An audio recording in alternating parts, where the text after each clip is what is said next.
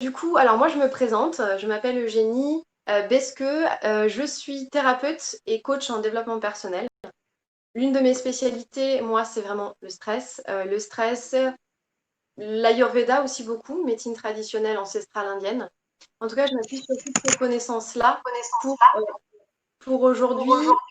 Ah, il y a quelqu'un qui entend le micro qui n'a pas coupé.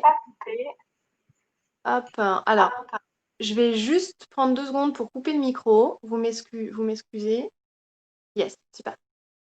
Donc du coup, voilà, moi mon bagage de compétences, c'est vraiment le stress. Je reviens de très loin avec le stress puisque j'ai fait un burn-out, j'ai vraiment traversé une nuit noire de l'âme. Et suite en fait à ce burn-out, j'ai commencé à m'intéresser juste à moi, déjà, de manière très égoïste. Hein, il y a plusieurs phases dans l'évolution humaine, mais d'abord c'est l'introspection, parce que je voulais comprendre comment j'en étais arrivée là. Donc j'ai commencé juste à observer un petit peu le fonctionnement de mon cerveau et de me demander comment en fait j'avais pu arriver à ce stade-là. Et c'est là que j'ai découvert les 3 phases du stress. Alors on ne va pas parler des 3 phases du stress en détail aujourd'hui, parce que je veux vraiment vous livrer le maximum de clés. Je ne veux pas qu'on reste que dans le théorique. L'idée, c'est que vous puissiez tout de suite expérimenter, vous donner des clés que vous puissiez tout de suite reproduire. J'aime beaucoup parler, hein, vous allez le voir, je communique et je suis une grande communicante, mais pour moi, ce qui est fondamental, c'est que vous puissiez tout de suite ressentir. Parce que quand on a un amas d'informations qui arrive, et on l'a vu dernièrement, eh ben, on va rentrer dans le mental, on va rentrer dans la tête.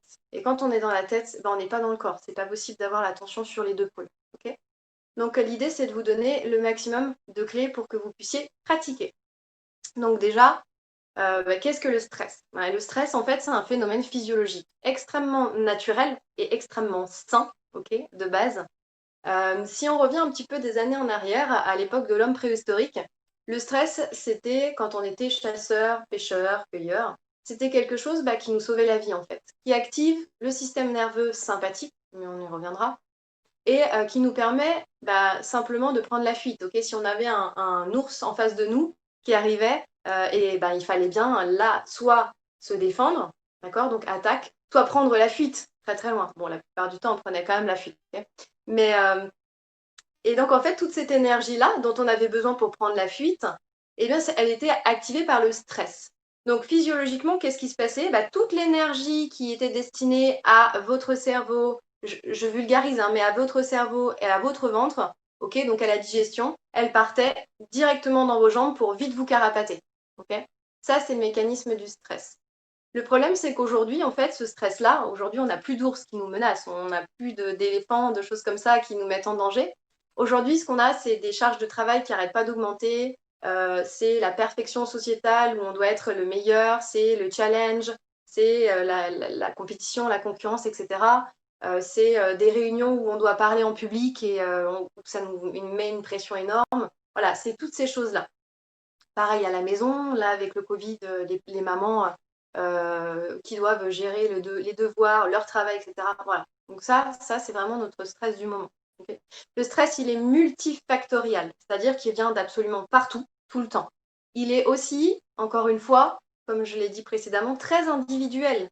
C'est-à-dire que face à une situation X, si je prends toutes les personnes qui sont présentes ici, que je vous dis, vous marchez sur un chemin, vous êtes en train de marcher sur un chemin, il fait nuit, okay, c'est un chemin caillouteux.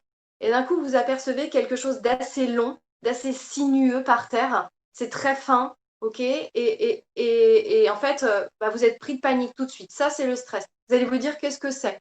Si je vous demande à tous là, votre réponse, vous aurez tous une réponse différente. Alors, ce qui revient souvent dans mes conférences, c'est ouais, c'est un serpent. Ouais, non, en fait, c'est juste une corde. D'accord. Ça, c'est en fait l'état perceptif. C'est-à-dire que face au stress, on va juste pas tous avoir la même réaction. Donc le stress, il vient de partout. Maintenant, comment on peut agir là-dessus? La première chose, c'est bien sûr d'apprendre à se connaître. Okay, pas forcément. Ensuite, de comprendre que le stress, c'est pas quelque chose de négatif. Absolument pas. Le stress en soi, c'est une réaction physiologique qui est destinée à vous protéger. C'est un peu, c'est ce qu'on appellera d'ailleurs la première phase du stress, c'est un petit peu le signal d'alarme. C'est ce qui va sonner la cloche pour vous dire attention, là j'ai l'impression que je suis face à un danger. J'ai l'impression, d'accord? Toujours l'état de perception. J'ai l'impression que je suis face à un danger. Donc du coup, je dois mettre en place toutes les capacités physiologiques pour y répondre. Donc ça peut être fuite, attaque, etc. Là, on va rentrer au niveau du système nerveux. Okay, ça va être en fait un petit neurotransmetteur, donc il y a un petit messager, ok, on en a un petit peu partout dans le corps. Et ce neurotransmetteur-là, il va envoyer un message au cerveau en lui disant alerte, alerte, alerte. Donc là, on arrive au niveau de l'hypothalamus et du cortex préfrontal qui gère les émotions et le stress. Et puis ensuite, tout doucement, ça va redescendre, ça va créer un cercle vicieux, malheureusement. Ça va redescendre dans le corps, ok. Et vous allez sentir, souvent après un gros stress, vous sentez, on a physiologiquement, on tremble un petit peu, on a le cœur, les battements du cœur qui s'augmentent grandement, on a plus de sueur, ok. Donc là, c'est en fait tout un mécanisme qui se met en place. En soi, c'est pas négatif. Le problème du stress, c'est qu'il est négatif quand il est chronique, c'est-à-dire quand il est répété et qu'il n'est pas écouté. Comme c'est un signal d'alarme, le but, c'est qu'il soit entendu. Si je vous reprends un exemple très simple, les gazelles, par exemple. Les gazelles, dans la savane, leur gros stress, c'est quoi? C'est le tigre, c'est le lion, etc. À ce moment-là, elles vont entendre, elles ont les sens décuplés, elles vont entendre qu'il y a un danger qui arrive. Donc hop, là, directement cortex préfrontal. Un message est envoyé, signal d'alarme. Toute leur énergie digestive, l'énergie du cerveau, va être expulsée en fait dans leurs pattes. Et elles vont courir, courir, courir. Et puis une fois que le danger sera passé, qu'elles seront sécures, eh bien elles vont s'accorder un temps de relaxation. Là, on va être dans le système nerveux parasympathique. Ce temps de relaxation-là, elles le prennent, elles broutent, elles s'arrêtent, elles se resécurisent. Ça, c'est quelque chose que nous, on ne fait pas. On ne sait pas faire. On ne sait pas s'arrêter. On vit très souvent dans une course contre la montre, métro, boulot, dodo, toutes ces choses-là, tous ces stimuli environnementaux-là, ça devient du stress. Parce qu'à force, on puise en fait sur nos glandes surrénales et le corps ne sait plus reconnaître l'hormone. Les hormones du stress sont positives. Quand on a trop d'adrénaline, de noradrénaline, d'accord, ça inhibe du coup la production d'autres hormones du stress, d'autres hormones positives, pardon, et notamment l'hormone du bien-être. Okay. Je ne sais pas si vous arrivez à vous situer un petit peu, j'essaye de vous donner des exemples très très concrets. Donc le stress en soi n'est pas mauvais. Il est mauvais quand il est chronique, quand il est répété. Maintenant, le stress, ça peut aussi venir, d'accord, euh, d'une mauvaise posture, de la manière dont vous vous tenez. Parce que, comme je vous l'ai dit, l'information part du cerveau. Mais quand elle n'est pas écoutée, elle va aller se profuser dans tout le corps. C'est ce qu'on appelle la somatisation. C'est à ce moment-là qu'on va développer, au début, des petites choses, une hypertension artérielle, parce qu'il n'y a pas assez d'oxygène dans le sang, ou alors des TMS, des troubles musculo-squelettiques. Okay, ça, c'est vraiment mon cœur de métier. Moi, j'interviens en entreprise justement pour éviter ça. Donc tout ça, en fait, c'est ce qu'on appelle la somatisation. C'est quand on n'a pas entendu la sonnette d'alarme. Donc, première chose fondamentale à retenir ici, c'est qu'après chaque phase de stress, c'est extrêmement important de prendre du temps pour se redéposer, se reposer. Okay, donc on a en fait au niveau du système nerveux, on a un outil extrêmement puissant à notre disposition immédiatement dont on va parler, c'est la respiration.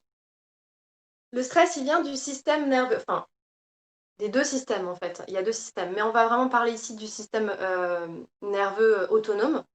Donc, on retrouve le système sympathique et le système parasympathique.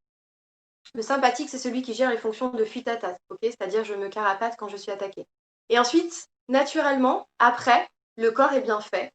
En fait, naturellement, il doit repasser en mode parasympathique. J'ai bien dit, il devrait, d'accord, en tout état de normalité. Il devrait. La plupart des gens, en fait, à force, inhibent du coup ce passage-là, ce neurotransmetteur-là. En fait, ils n'arrivent plus à repasser en parasympathique. Donc l'idée là, aujourd'hui, maintenant, ça va être de prendre quelques minutes pour vous faire passer vraiment en parasympathique. Qu'est-ce qui se passe quand vous êtes en parasympathique? Vous activez tout ce qui va être fonction de détente, apaisement, sommeil. Vous optimisez votre sommeil. Okay, ensuite, on a des productions d'hormones du bien-être. Et on inhibe la production du coup d'hormones du stress, qui est la cortisol. Okay, du coup, le premier outil que vous avez vraiment à votre disposition, c'est la première chose qu'on fait quand on est d'ailleurs, c'est la respiration. Et la respiration, elle est connectée au nerf vague, au nerf vagal, quand vous faites des malaises, par exemple, vagaux, d'accord? Ça vient en grande partie de ça. Le nerf vagal, c'est l'un des nerfs. Alors aujourd'hui, la science se penche beaucoup dessus parce qu'elle le trouve juste fantastique. Aujourd'hui, on est en train de se rendre compte que le stimuler, ça nous permet de diminuer les états dépressifs ou les états de mal-être généraux. Enfin là, il travaille dessus avec la bipolarité notamment. Ok. Donc ça, c'est un nerf extrêmement puissant. Vous pouvez l'activer sans aller faire des électrostimulations, des choses comme ça. Vous pouvez l'activer avec votre respiration. Donc la respiration, c'est le premier levier d'accès immédiat à votre système nerveux, que ce soit sympathique ou parasympathique d'ailleurs. On dit que l'inspiration est associée au sympathique, donc là vraiment l'action, okay, et l'expiration est associée au parasympathique. Donc là, on va être plus dans la détente, apaisement, retour à soi. Okay. Quand vous respirez, le premier outil que je donne généralement, c'est que la respiration, en fait, le mieux, c'est de commencer à respirer par le nez. Très souvent, la plupart des gens respirent par la bouche. Alors, c'est pas négatif, mais on n'exploite pas en fait la totalité de nos capacités pulmonaires et thoraciques. Juste en bas de la poitrine, à peu près en dessous, vous avez en fait ce qu'on appelle le diaphragme. Le diaphragme, c'est le muscle de résistance à la fatigue. C'est comme le cerveau, en fait. Tout simplement, c'est un muscle. Plus vous allez l'entraîner, l'échauffer, etc., plus il va être capable de résister au stress, de résister aux stimuli externes. Donc pareil, le diaphragme, il s'active comment? C'est un muscle parapluie, en fait. Donc quand vos poumons vont être vides, d'accord, et bien lui va se déployer. Quand les poumons sont pleins, il va se fermer. Donc plus vous allez travailler la respiration, plus vous allez venir forcément le stimuler. Donc, on dit qu'il faut toujours respirer par le nez. Okay, le nez, idéalement, pourquoi? Parce que quand vous respirez, au niveau des sinus, à ce niveau-là, vous produisez un cousin du gaz hilarant. Alors, je sais, c'est très drôle, mais du coup, ça donne un effet de détente impactant et immédiat. Ça s'appelle l'oxyde nitrique. C'est un vasodilatateur puissant. Alors, c'est des mots très compliqués pour dire des choses très simples. Ce vasodilatateur, c'est quoi? Ça veut dire qu'en fait, il permet d'abaisser la tension artérielle en propageant beaucoup plus d'oxygène dans le sang. Et vous savez, les cellules ont besoin de base, d'oxygène et de glucose. Donc, ce qu'on va faire, c'est qu'on va commencer à expérimenter un petit peu, du coup, parce que c'est très bien de parler, et je regarde notre timing. C'est très bien de parler, mais c'est encore mieux d'expérimenter. Donc du coup, je vais vous inviter à trouver une posture confortable. Et on va faire en fait un exercice qui s'appelle, très simple, qui s'appelle la cohérence cardiaque. Vous en avez peut-être entendu parler. La cohérence cardiaque, c'est une base. D'accord? C'est vraiment, si on devait donner un outil à la population mondiale, je pense que ce serait l'outil que je donnerais. La cohérence cardiaque, l'idée en fait, c'est d'agir sur la micro-variabilité des battements du cœur. Vous le savez, le cœur est un organe vital, d'accord? Et il est extrêmement relié à la puissance du cerveau. Donc quand vous travaillez sur votre cœur, justement en essayant de réduire sa fréquence cardiaque, vous allez impacter tout de suite toutes les fonctions vitales et notamment le cerveau. Et vous allez pouvoir toucher même les fonctions cognitives. Puisque quand vous abaissez votre fréquence artérielle et quand vous pouvez en fait respirer plus lentement, plus longuement, être plus conscient, et vous allez en fait passer dans un état dit modifié de conscience, un état alpha. Et dans l'état alpha, qu'est-ce qui se passe? On régénère ses neurones, d'accord? On améliore sa mémoire, on améliore ses facultés d'apprentissage, etc. Donc c'est vraiment un outil très puissant qui est très utilisé d'ailleurs dans le milieu du développement personnel. Les grands coachs l'utilisent, on l'utilise aussi dans les troubles alimentaires compulsifs, parce qu'à terme, il permet de réduire le taux de sucre dans le sang. Donc ça, c'est vraiment super intéressant aussi. Bref, c'est un outil super puissant. Ce qu'il faut savoir dans cet outil, c'est qu'il est extrêmement à pratiquer, il est extrêmement simple à pratiquer, partout, tout le temps. Il a juste, d'accord, une règle à respecter, c'est la règle du 365. Je respire 3 fois par jour. Le matin quand je me réveille, parce que le matin quand je me réveille, c'est là où le taux de cortisol, donc l'hormone du stress, est le plus élevé. 6 fois, d'accord, 6 fois par minute, je vais y arriver, d'accord. Et idéalement, alors bon, après il faut voir, mais sur une durée de 5 temps. D'accord? Ça, c'est la règle de la cohérence cardiaque. Donc l'idée de le faire 3 fois, en fait, c'est quoi? C'est parce que le problème, c'est que les effets dans le corps vont durer entre 3 heures et 4 heures. Quand vous débutez, bien sûr. Parce qu'après, d'une manière générale, le corps va commencer à recevoir l'information plus rapidement. C'est comme quand vous commencez à conduire une voiture au début, il vous faut entendre le bruit du moteur pour avancer. Et bien là, le cerveau, c'est pareil. Au début, il a besoin d'être discipliné. Une fois qu'il est discipliné, ça va beaucoup plus vite. Ensuite, 5. Alors, sur une durée de 5 secondes sur chaque inspire et chaque expire. En fait, on va caler l'inspire et l'expire sur le même temps. Ok? Donc, prenez juste le temps de trouver une posture confortable et puis on va pouvoir commencer à expérimenter. On va juste garder le dos bien droit pour permettre vraiment une meilleure circulation de l'énergie. Relâchez un petit peu l'engagement de la sangle abdominale si vous le pouvez. Je sais que quand on est en position verticale, c'est pas facile. À défaut, calez votre dos contre un support, ok, peut-être le mur. Et puis on va juste ici venir fermer les yeux quelques instants. Je vais vous demander de prendre 3 profondes inspires et 3 profondes expires.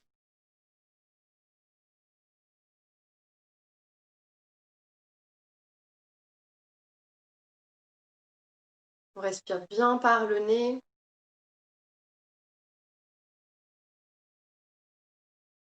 La bouche reste mi-close pour l'instant ou close à votre guise.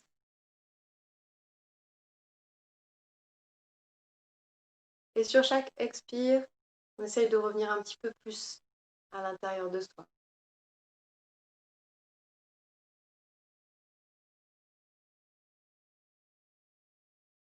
Et quand c'est OK pour vous, on va pouvoir commencer. Je vais vous inviter à inspirer par le nez sur 5 temps. Vous pouvez prendre le temps de les compter. Ici, personne ne vous entend. D'accord? Vous êtes guidé par le son de ma voix. Donc, vous pouvez prendre le temps de les compter. Okay? Et ensuite, on va expirer sur 5 temps de nouveau, cette fois-ci par la bouche, pour accéder au système nerveux neurovégétatif, comme si vous souffliez dans une petite paille très étroite, un léger filet d'air qui soit vraiment très fluide et profond.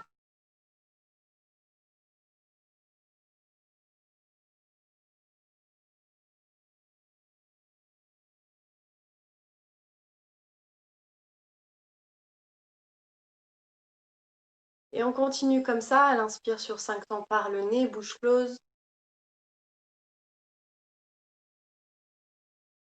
Et expire par la bouche comme si on soufflait dans une paille.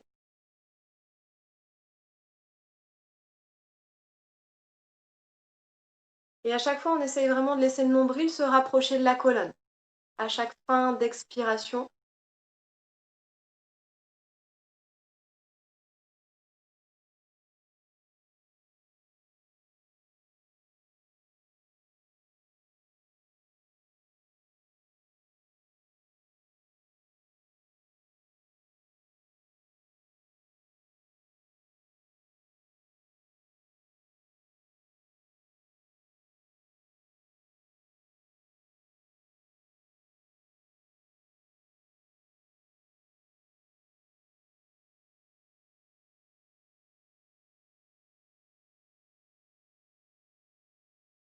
et plus les respirations passent ici, plus vous pouvez vous apercevoir que déjà, vous installez la détente.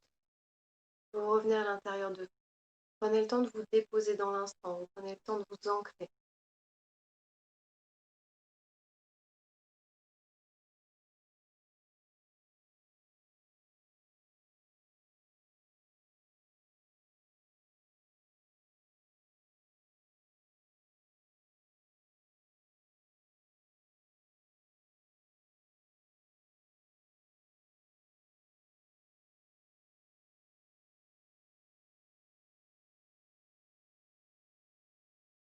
Quand c'est OK pour vous, on va juste prendre le temps de relâcher complètement le contrôle sur le souffle. De laisser de nouveau le souffle vaquer à ses occupations. C'est ça la magie aussi de la respiration, c'est que c'est un phénomène qui est inné, qui est automatique, mais malgré tout, on peut interagir dessus. Malgré tout, on peut le maîtriser. Et quand vous serez OK, vous pourrez tout doucement venir réouvrir les yeux. L'idée de vous donner cet outil, c'est que vous puissiez l'utiliser chez vous. Donc, il existe des applications fantastiques, d'accord? Si vous avez du mal à partir, à lâcher prise, il y a des super applications où on associe de la visualisation. Par exemple, le signe de l'infini, où on va en fait venir inspirer sur un cycle et expirer sur l'autre. L'idée, c'est d'agir sur la micro-variabilité des battements du cœur. Okay. Vous l'avez vu, hein, quand on est stressé, le souffle saccade, d'accord? On a du mal à respirer, on a une respiration qui est thoracique. Hein. La respiration thoracique, c'est la respiration dite émotionnelle. Et on a les battements du cœur qui augmentent. Donc ça, c'est un merveilleux outil pour venir faire redescendre tout de suite la pression, lutter contre le stress, contre l'anxiété, améliorer la gestion de vos émotions aussi, beaucoup. Vous allez le voir sur du long terme, c'est extrêmement bon. Et là où j'en arrive, c'est qu'en plus, ça vous permet d'améliorer votre immunité. Parce que le stress a un impact très important sur l'immunité. Donc, je reprends la cohérence cardiaque, ok, la règle du 365. 3 fois par jour, 6 respirations par minute pendant 5 minutes. Plus vous allez pratiquer, plus elle va avoir des effets. À terme, elle est fantastique. Elle permet de baisser, en fait, de recharger déjà vos glandes surrénales, okay, celles qui pallient vraiment au stress. C'est pour ça que quand il y a une expression d'ailleurs, quand on est j'en ai plein les reins, vous savez, ça me voilà, j'ai mal aux reins, ok, bah, parce que les glandes surrénales sont des petites glandes qui ont la taille d'une noix qui sont juste au-dessus des reins. Okay. Donc l'idée, c'est vraiment de vous donner les outils au maximum. Les capacités du cœur à s'adapter, elles sont merveilleuses. En fait, elles demandent juste à être apprivoisées. Donc tout est en vous. Il n'y a pas besoin d'aller chercher des choses à l'extérieur. Tout est absolument en vous. Ensuite, ce que je voulais vous livrer comme outil, c'est ce que j'appelle du tapping. Alors en fait, c'est un point d'ancrage. On a tous des ancrages négatifs. Quand je vous disais tout à l'heure, le stress est perceptif, il est multifactoriel. Il y a une personne, en fait, qui face à une situation lambda, par exemple, moi avant, je portais la tenue. J'ai fait mon burn-out après 7 ans à passer à être manager dans la sûreté ferroviaire opérationnelle. J'avais une grande capacité, en fait, une grande résistance au stress. Ouais. Sauf qu'au bout d'un moment, bah, j'ai tellement puisé dans mes réserves qu'en fait, j'ai vidé mes glandes surrénales et que j'ai fait juste le burn-out le plus dingue de ma vie. Okay. Ce que je veux dire, c'est que face à ces situations-là, face à tout ce que je voyais tous les jours, j'entendais la plupart des gens me dire « Mais comment tu fais en fait? Comment tu fais ?»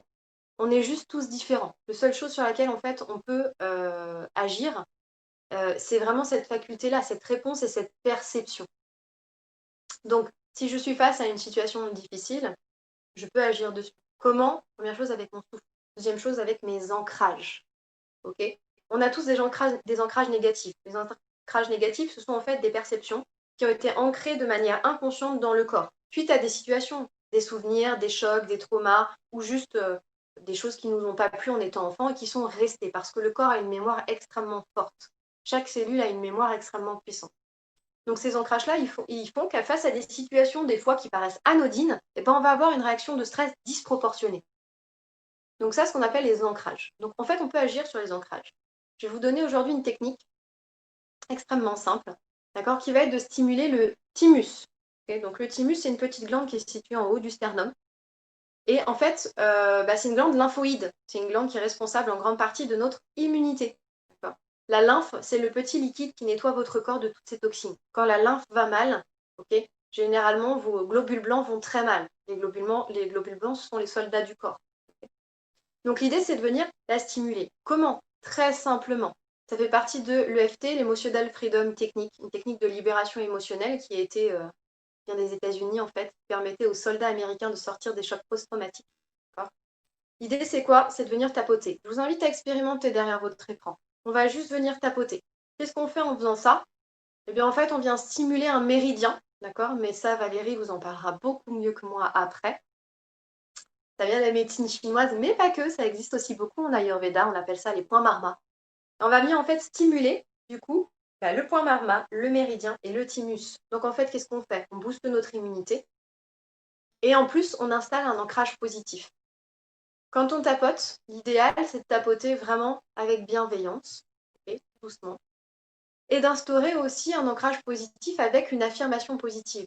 Faites-le quand vous passez vraiment des super bons moments. Okay, c'est un peu comme si on construisait un puits d'énergie à l'intérieur de soi. Moi, je l'utilise au quotidien. C'est le premier outil que j'ai utilisé pour me sortir du burn-out. Okay, c'est juste en fait de tapoter. Dès que je vis une émotion positive forte, eh ben, je tapote. Parce que ça permet à mon corps de l'ancrer, de l'enregistrer profondément. Je suis face à un paysage magnifique, eh ben, je tapote. C'est un peu comme une jauge énergétique que je viens remplir. Et en plus, je stimule mon thymus. Donc, du coup, je booste mon immunité. Donc, double bénéfice. Et après, une fois que vous sentez que cette jauge, elle est bien élevée et que vous vous sentez bien confortable, ben, qu'est-ce qu'on fait? Et ben, de la même façon qu'on la crédite, cette jauge, eh bien, on va taper dedans, en fait.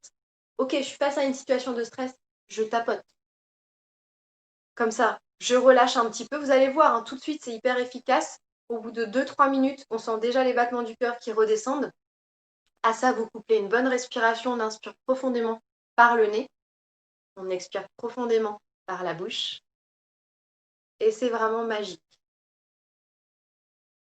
Il n'y a pas besoin de choses très compliquées, on a tout à portée de main en fait. Les réponses, elles ne sont pas à l'extérieur, elles sont à l'intérieur. Il suffit d'apprendre à se connaître. Ça, c'est magique. Donc ça empêche le stress chronique de venir s'installer. Okay, c'est hyper, hyper bénéfique. Ça fait tout de suite redescendre un petit peu, on se remet en plus dans le corps, on est moins dans la tête, on n'est pas en train de faire tous nos films, d'accord? Parce que le stress, c'est ça aussi. Okay, c'est une surcharge mentale très importante. Donc à chaque fois qu'en fait vous allez vous permettre de redescendre dans le corps, de revenir à vos sensations physiques, vous allez abaisser le niveau de stress. C'est physiologique. C'est d'ailleurs pour ça aussi que quand vous vous sentez bien, quand vous passez en mode parasympathique, toutes les fonctions du corps, les fonctions vitales, elles redescendent, donc la température du corps descend, parce qu'il est apte à juste vivre et être là pleinement. C'est ce qui se passe le soir quand vous allez vous coucher. C'est là où le taux de cortisol est généralement le plus faible, le taux de l'hormone du stress. Donc du coup, là, en fait, vous vous sentez bien, vous vous sentez mieux, la température du corps descend naturellement. Cet état-là, vous pouvez le retrouver à tout moment. Il suffit d'aller le chercher. Ok? Donc j'espère que je suis claire pour ça. Ensuite, ce qui compte aussi, c'est d'entretenir votre corps d'une manière générale avec le mouvement. Pourquoi? Parce que même quand vous êtes assis là, même si je m'arrête et que je m'immobilise ici, il y a toujours du mouvement dans mon corps, absolument tout le temps. Il y a mon péristalthe, d'accord, qui pousse le bol alimentaire vers le côlon. Il y a la circulation du sang, il y a la lymphe qui est en train de nettoyer. Tous les organes sont en mouvement tout le temps, même quand vous êtes au repos. Donc, qu'est-ce que vous pouvez faire pour booster votre immunité, pour améliorer votre gestion du stress? C'est bouger. Le corps n'est absolument pas fait pour rester figé. D'accord? C'est un leurre. D'ailleurs, regardez aujourd'hui les campagnes sur l'assurance maladie. Qu'est-ce qui se passe maintenant? Avant, on vous disait quand vous avez une sciatique, vous avez mal au dos, vous êtes stressé ou vous n'êtes pas bien, repos. Et maintenant, la nouvelle campagne de l'assurance maladie, et je travaille avec des médecins, on en parle beaucoup, c'est quoi? C'est le mouvement. Si vous avez mal, ne vous arrêtez pas, parce que c'est encore pire. Et ben, le stress, c'est un mal, et c'est un mal qui est somatisé. La plupart des maux de dos viennent du stress. C'est juste un stress qui est passé du cerveau et qui est descendu dans le corps. Et il est allé un petit peu trop loin. La plupart des sciatiques, la plupart des choses comme ça vient d'un stress. C'est un stress qu'on a imputé au corps dans une mauvaise posture. C'est un moment où on ne s'est pas écouté. Sûrement qui nous a dit « Oula, là c'est en train de tirer, t'es pas bien assis ». Mais nous, on était sur notre écran d'ordi à travailler, on était sur notre smartphone, notre attention n'était pas dans notre corps. Donc du coup, forcément, on n'a pas écouté, ça s'est somatisé. Donc si j'ai vraiment aussi un autre conseil à vous donner, c'est bouger. Bouger, bouger, bouger pour votre immunité. Bouger pour gérer votre stress. Et ça, c'est vraiment le meilleur allié. C'est tout ce qui va être thérapie psychocorporelle. Et ça, oui, on peut consulter quelqu'un, mais vous pouvez aussi le faire par vous-même. Juste prendre des bonnes habitudes et bouger. Le yoga, c'est une très bonne... Moi, je suis yoga thérapeute. C'est une très, très bonne manière de bouger. En plus, ça stimule énormément la lymphe. Et la lymphe, derrière, il y a les globules blancs quand même. D'accord? Donc, si vous voulez améliorer en tout cas votre quotidien et votre bien-être, essayez ces 3 outils. Je veux dire, c'est pas des choses miracles. Forcément, ça va vous demander de l'attention, ça va vous demander de l'intégrer dans votre quotidien, ça va vous demander une forme de régularité. Mais je peux vous assurer que sur le long terme, c'est extrêmement puissant et ce sont des choses simples. Nous sommes la somme de nos actions, nous sommes la somme de nos petites actions du quotidien. Donc voilà, quelle heure est-il? Est-ce que je suis dans les timings? Oui, ça va, je suis dans les timings. Voilà un petit peu en tout cas pour mon approche à moi. Je veux vraiment que vous soyez conscient qu'on a tout à l'intérieur de nous et surtout la respiration. S'il y a quelque chose à exploiter, c'est la respiration. Quand j'interviens dans les entreprises et que je leur fais expérimenter les choses, j'interviens devant des comex, devant des grands dirigeants. Au début, ils vont arriver en me disant « Attends, s'il te plaît, tu vas pas m'apprendre à respirer. » Si, il faut apprendre à respirer. Et c'est fondamental. Parce qu'une fois que vous respirez bien, tout est fluide dans le corps. La respiration, elle vous charge en oxygène, elle décharge le corps de dioxyde de carbone. Donc elle expulse les toxines, en fait. Avec la peau, okay, qui est vraiment l'organe émonctoire par excellence, c'est vraiment la fonction filtre de l'organisme. Plus vous allez bien respirer, plus vous allez augmenter votre créativité, plus vous allez augmenter votre concentration, augmenter votre efficience, augmenter votre bien-être. Enfin, voilà, sans parler de quête, voilà, d'objectifs, mais d'une manière générale, voilà. Et ensuite, le stress, ça vient d'où? Alors, la dernière petite chose que je voulais aborder avec vous, le stress, ça vient d'où? Bah, ça vient de l'estime de soi aussi. Très souvent, quand on est face à un stress, il peut y avoir juste au niveau des neurotransmetteurs, il peut y avoir une information qui va être chantée. C'est-à-dire, il y a un décalage entre, par exemple, si votre chef vous donne une pile de taf comme ça, là, okay, entre ce que lui vous donne et ce que vous croyez capable de faire. D'une manière générale, c'est pareil. Les gens qui me disaient quand j'étais sur le terrain, mais comment tu fais, t'es pas capable. Bah si, peut-être que s'ils avaient vraiment vécu la situation sur le terrain, ils se seraient rendus compte que si, d'accord, ils auraient géré. Ils auraient géré. Ça vient de quoi? Ça vient d'un défaut d'estime de soi. Et ça, c'est pareil, c'est une jauge. L'estime de soi, elle vient de la valeur qu'on se donne à soi-même. Okay, mais l'estime de soi, si on est là, okay, du jour au lendemain, on peut décider d'aller là. Ça se travaille. C'est comme le cerveau, c'est comme le cœur, c'est comme tous les muscles de votre corps. Ça se réchauffe, ça s'échauffe, ça s'entraîne. Ça se réchauffe aussi. Ok. Donc voilà, je vais vous laisser ici. Je suis ravie en tout cas d'avoir pu vous partager ces outils-là aujourd'hui.